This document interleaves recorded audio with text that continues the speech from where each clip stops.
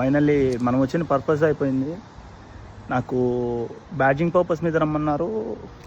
12:15కి appointment ఉండే, 12:30కి appointment ఉండే. 12 o'clock వచ్చాను.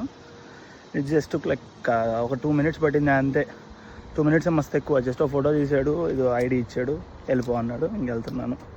ఈ మాత్రం దానికోసం నేను 2.5 hours ట్రావెల్ చేసుకుంటూ వచ్చాను స్క్రాంటన్ నుంచి. It's like 120 miles or 30 miles ఎంత ఉంది. నేను ఏ కంపెనీలో చేస్తున్నాను, నా శాలరీ ఎంత, అండ్ కాంట్రాక్టా ఫుల్ టైమా అనేది నెక్స్ట్ వీడియోలో మీకు చెప్తాను పక్కా. రైట్ ద మూమెంట్ అయితే నేను F1 స్టేటస్ మీద ఉన్నాను, ఓపీటీ, అండ్ గ్రాడ్యుయేట్ అవ్వగానే జాబ్ రావడం ఈ మార్కెట్స్ కండిషన్స్లో it's a big thing. So నాకు వచ్చింది చాలు. ఇప్పుడే ఆఫీస్కి వెళ్ళాం కదా, అవసరం లేని బ్యాడ్జ్ కోసం. అది అయిపోయింది, తినడానికి వచ్చాము. House of biryani and kebab. Appointment లేదు, వాడు లోపల రానిస్తాడో లేదు తెలియదు, మొత్తం నిండిపోయింది. ఇదిగో ఏ దొంగి. ఈ మొత్తం మ్యాటర్లో ఈ జాబ్ రావడం బాగానే ఉంది, బ్యాడ్జింగ్ కోసం రావడం బాగానే ఉంది.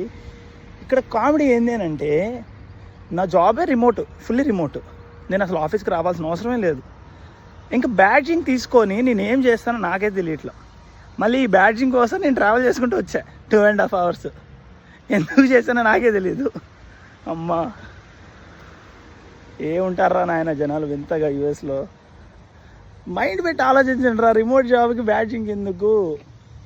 ఆఫీస్కి వచ్చిన రోజు బ్యాడ్జింగ్ ఇస్తే సరిపోద్ది కదా. పుణ్యాన్ని ముందే వచ్చి నేను ఈ ఎండలో పిచ్చినాయలాగా తిరుక్కుంటూ మళ్ళీ నాకు $200 ఎక్స్పెన్సెస్ అయినాయి ఇప్పుడు రావడానికి. రెంటల్ కార్ తీసుకొని రావాల్సి వచ్చింది అంత దూరం నుంచి. సరే, హ్యాపెన్స్.